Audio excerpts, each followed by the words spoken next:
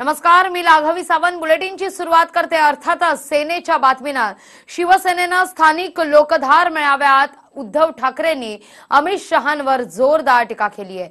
भाजपवर टीका करताना त्यांनी शिवसेनेला पटकणारा जन्माला आला नसल्याचं म्हटलंय, तर दुसरीकडे भाजपला आव्हान देताना आम्हाला लेचेपेचे समजू नका असंही उद्धव ठाकरे म्हणतात. काही जण छत्रपतींच्या नावे खोटं बोलतात, हे आम्ही भर सभेत सिद्ध केलं असल्याचं उद्धव ठाकरे यांनी म्हटलंय. ऐकूया. मनापासून स्वागत करते आणि शिवसेना नेते आणि युवा सेना प्रमुख. हे वल्लभभाई पटेल स्टेडियम का निवडलं? याचं कारण पूर्वी इथे कुस्त्या व्हायच्या, एक दूसरे को पटकते थे लोग.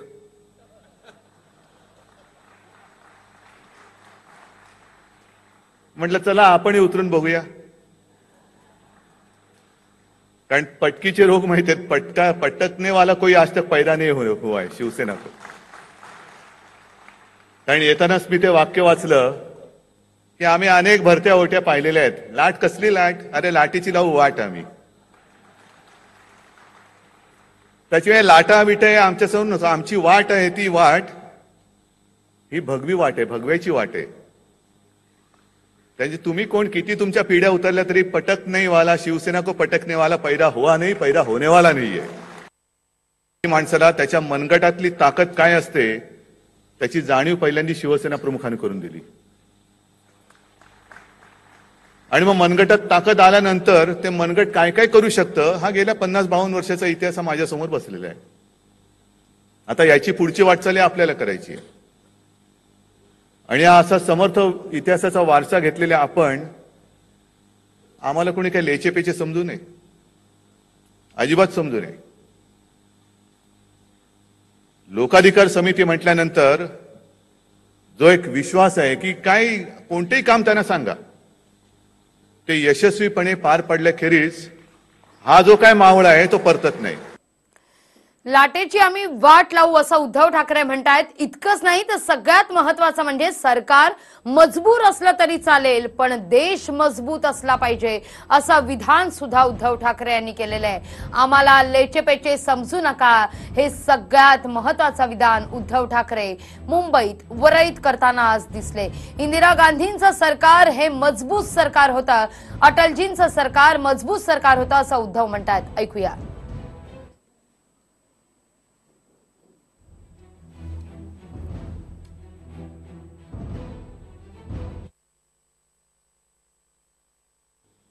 पण काल परवाकडे जे काही त्यांचं अधिवेशन झालं त्याच्यात सांगितलं गेलं होतं की मजबूत सरकार, हमें तो मजबूत सरकार चाहिए और जो विरोधी है उनको मजबूर सरकार चाहिए. मी नुसतं मजबूत सरकारवाला नाहीये, मला मजबूत पाहिजे, जरूर पाहिजे. पण माझं प्रामाणिक मत असं आहे, हा सगळा गेल्या काही कालखंडाचा अनुभव घेतल्यानंतर एक वेळ सरकार मजबूर असलं तरी चालेल पण माझा देश मजबूत असला पाहिजे, देश मजबूत पाहिजे. कारण गेल्या 50-52 वर्षाचा हा सगळा कालखंड बघितल्यानंतर काढा ना, एक एक नेहरूंपासून सुरू करा. प्रत्येक वेळेला जे आमच्या तोंडावरती फेकलं जातं गांधी नेहरू गांधी नेहरू, होय त्यांच्यापासून काढा, गांधी नेहरूंपासून काढा सगळे आणि सगळ्यांचे पाढे वाचा. मजबूत सरकार असताना देश त्याचं काय झालं आणि मग मिलीजुली किंवा मजबूर सरकार असताना देश पुढे गेला का मागे गेला, घ्या एकदा आढावा द्या लोकांना आणि त्यांना त्यांचा निर्णय घेऊ द्या. इंदिरा गांधींचं सरकार मजबूत होतं, आणीबाणी हा त्यांचा गुन्हा होताच, त्या गुन्ह्याबद्दल शिक्षा जनतेने त्यांना दिलीच होती. आणीबाणी कदापि हा देश सहन करणार नाहीये. पण त्याच बरोबरीने त्या मजबूत सरकारने पाकिस्तानचे 2 तुकडे केले होते, हे कसं विसरता येईल आपल्याला? मग ठीक आहे ना, मजबूत सरकार ते होतं, त्या मजबूत सरकारचा तो फायदाही होता. आणि मजबूत सरकार डोक्यामध्ये हवा घुसल्यानंतर विरोधकांना जो गळा चेपणारा, म्हणजे देशातल्या विरोधकांना नाही, देशाच्या विरोधकांचा जो गळा चेपणारा पाहिजे तो पंतप्रधान नसेल आणि तो आमच्याच छातावरती बसणार असेल तर असलं मजबूत सरकार हे सगळ्यांनी मिळून चुलीत घालायचं, नाही तर कुठे घालायचं?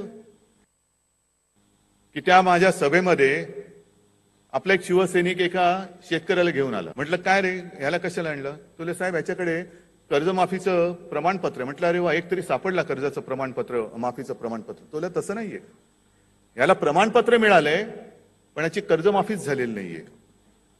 खोटं आहे हे.